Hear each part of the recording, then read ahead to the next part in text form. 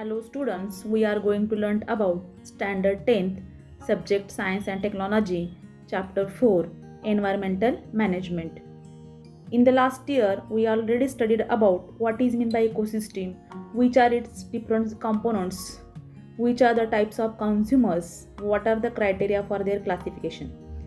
What is the difference between food chain and food web? In the last year we already studied about. In this chapter also studied about the next continues this point. This picture shows that food chain. What is meant by food chain? Feeding relationship among producers, consumers and saprophytes in an ecosystem is called a food chain. म्हणजे अन्न साखळी जी असते ते एकमेकावर जी आपण बघतो की अन्न साखळी म्हणजे प्राणी असतात एकमेकावर कसे डिपेंड आहेत. दॅट इज प्रोड्युसर म्हणजे ज्याला काय म्हणतो आपण प्लांट हे काय तर उत्पादक आहेत आणि प्लांट्सवर कोण डिपेंड असणार आहे that is consumers. There are different types of consumers, primary consumers, secondary consumers, territory consumers, apex predator, then decomposers. That is types of consumers depends upon this that is न्यूट्रिंट्स.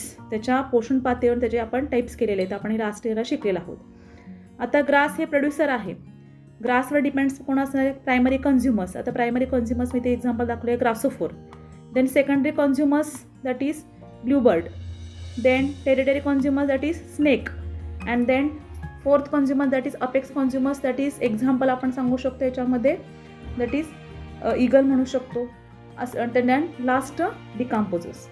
अशा आपण डिफरंट फूड चेन आपण in nature आपण पाहतो. आता next picture कशी एकच अन्नसाखळी तयार होते असे there are what is mean by food webs. In food webs are interconnected food chains in an ecosystem. म्हणजे जसं अन्न साखळी आणि अन्न जाळेमध्ये काय फरक आहे. अन्न जाळे म्हणजे कसे आहे तर अतिशय गुंतागुंतीची प्रोसेस आहे. याच्यामध्ये एकाच प्राण्यावर अनेक प्राणी डिपेंड असणार आहेत. म्हणजे फॉर एक्झाम्पल आपण सांगू शकतो की आता इथं तुम्हाला पिक्चर दिसत आहे. In nature food chains are never simple. One organism can feed on a variety of other organisms and in turn can be eaten up by another set of predators. This forms a web-like relationship between different organisms. An insect may leave seeds or fruits. This insect has many predators such as frog, lizard, bird or mammal like rat. The bird may eat a rat too. Frog eat insects but can be consumed by snake. Snake in turn can be picked up by a bird. Snake can eat a rat too. So the feeding relationships are rarely simple. This intricate complex network called food web operates in every ecosystem. म्हणजे ही ecosystem मध्ये असणारी जी food web आहे ती अतिशय गुंतागुंतीची आहे, लक्षात घ्या. म्हणजे every animals depends upon plants. म्हणजे प्रत्येक प्राणी हा प्लांट्सवर डिपेंड आहे. म्हणजे जसं प्लांट्सवर प्रत्येक प्राणी डिपेंड्स आहे म्हणजे दॅट इज प्रायमरी कन्झ्युमर्स आपण म्हणतो. या प्रायमरी कन्झ्युमर्स फॉर एक्झाम्पल इथं गोट दाखवलेला आहे.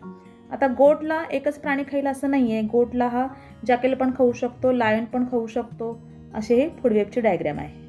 आता आपल्याला नेक्स्ट बघायचं आहे what is mean by ecosystem. Ecosystem is formed by biotic and abiotic factors and their interactions with each other. Each factor plays very important role in the ecosystem. Producers like plants are important. Herbivores like deer, goats, sheep, cattle, horses, camels, etc. Feeding upon producers are also important. Predators like lion and tiger which prevent the overpopulation of herbivores and are also equally important. म्हणजे लक्षात घ्या परिसंस्था अनेक प्रकारच्या परिसंस्था तयार झालेल्या आपण बघितलेल्या आहेत. There are different types of ecosystem. Terrestrial ecosystem आहे, ॲक्वॅटिक इकोसिस्टम आहे, ओशन इकोसिस्टम आहे. अशा डिफरंट इकोसिस्टममध्ये बायोटिक आणि अबायोटिक फॅक्टर कसे असणार एकमेकावर डिपेंड असणार आहेत. फॉर एक्झाम्पल आपण जर घेतलं जर टेरिस्ट्री इकोसिस्टम घेतलं तर या टेरिस्ट्री इकोसिस्टममध्ये असणारे जे तिथं असणारे जे बायोटिक फॅक्टर्स फॉर एक्झाम्पल आपण प्लांट्स म्हणूया किंवा इतर जे प्राणी आहेत ते एकमेकावर कशा असणार डिपेंड असणार आहेत. अबायोटिक फॅक्टर्स म्हणजे प्लांट्स कशावर येणार आहेत तिथं सॉईल आहे, बरोबर आहे, वॉटर आहे. म्हणजे अशा पद्धतीने एकमेकावर कशा असणार आहेत डिपेंड्स असणार आहेत. आता तुम्हाला एक फ्लो चार्ट दिसत आहे. तो फ्लो चार्ट कशाचा आहे तर इकोसिस्टमचा आहे. तर ecosystem there are main 2 factors of ecosystem. म्हणजे या इकोसिस्टमचे बघता तुम्ही इथं फ्लो चार्टमध्ये 2 फॅक्टर्स आहेत that is abiotic and biotic factors. Abiotic factors म्हणजे याला काय म्हणतो आपण, अजैविक घटक, आणि बायोटिक फॅक्टर्सला काय म्हणतो आपण, जैविक घटक. आपण याच्या अगोदर बघितले डेफिनेशन इकोसिस्टीमची. Biotic and abiotic factors and their interaction with each other, this is called a ecosystem. आता परत या फ्लो चार्टमध्ये बघा तुम्ही, या अबायोटिक कॉम्पोनंटचे परत 3 सब टाईप्स तयार होतात. कोणकोणते आहेत? Physical factors, inorganic substances and organic substances. आता फिजिकल फॅक्टर्समध्ये काय काय येतात? Temperature, humidity, light, atmospheric pressure. Inorganic सबस्टन्समध्ये काय येतात?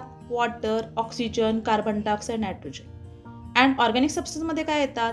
Proteins, carbohydrates and lipids. म्हणजे जे कसे असतात, सेंद्रिय पदार्थ आपण ज्याला म्हणतो, जे वनस्पती आणि प्राण्यापासून तयार झाले असतात, त्यांना म्हणतो आपण ऑर्गॅनिक सबस्टन्स. आता पुढे बायोटिक फॅक्टर्समध्ये काय येतात? Producers, consumers, decomposers. प्रोड्युसरला काय म्हणतो आपण? That is green plants. कन्झ्युमरमध्ये काय येतात? भक्षक. आणि डिकम्पोजर्समध्ये काय येतात? दॅट इज, त्याला काय म्हणतो आपण? विघटक, मायक्रो ऑर्गॅनिझम्स. तर या प्रोड्युसरमध्ये बघत असताना ज्याच्यामध्ये ओनली प्लांट्स येतात, आणि कन्झ्युमरचे परत टाईप्स तयार होतात. That is primary consumers, secondary consumers, territory consumers, असे डिफरंट टाईप्स होतात. तर अशा पद्धतीने हा फ्लो चार्ट तुम्हाला परीक्षेमध्ये विचारतात. Fill the chart, complete the chart, असा तुम्हाला प्रश्न येऊ शकतो. त्यासाठी हा तुमच्या पुस्तकामध्ये चार्ट आहे, तो चार्ट तुम्ही बघा, म्हणजे लक्षात येईल.